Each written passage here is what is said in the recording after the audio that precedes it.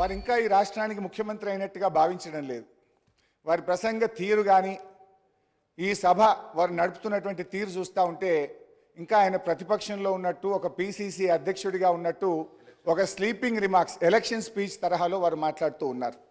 బాధ్యతాయుతంగా మాట్లాడతారేమో, వారు మారుతారేమోనని నేను భావించాను. కానీ వారి ప్రసంగం అంతా కూడా ఒక ప్రతిపక్షంలో ఆ రోజు ఎట్లయితే గోబల్స్ ప్రచారం చేస్తూ ఒక అబద్ధాన్ని 100 సార్లు చెప్తే నిజమైద్దన్న రీతిలో గతంలో వ్యవహరించారో, ఇవాళ సభానాయకుడు కూడా అదే తీరును వారు ప్రదర్శించడం ఇది దురదృష్టకరం.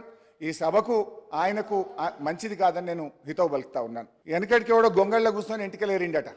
ఇవాళ వాళ్ళ పరిస్థితి అట్లా ఉన్నది. అసలు మీ పార్టీ నెహ్రూ గారు, సోనియా గాంధీ గారు, రాజీవ్ గాంధీ గారు చనిపోతే ఒక ఎన్ఆర్ఐ ఇటలీ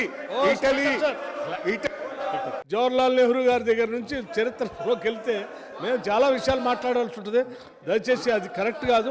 ఏదైనా ఉంటే కేటీఆర్ గారు క్లారిఫికేషన్ ఏమైనా ఉంటే ఒకటి అడిగి. ఎన్ని సంవత్సరాలు పోతారండి పివి గారి దగ్గరికి? ఎన్ని సంవత్సరాలు పోతారు నెహ్రూ గారి దగ్గరికి? చెప్పి 10 సంవత్సరాలు అయిపోయా. చాలండి, చాలు.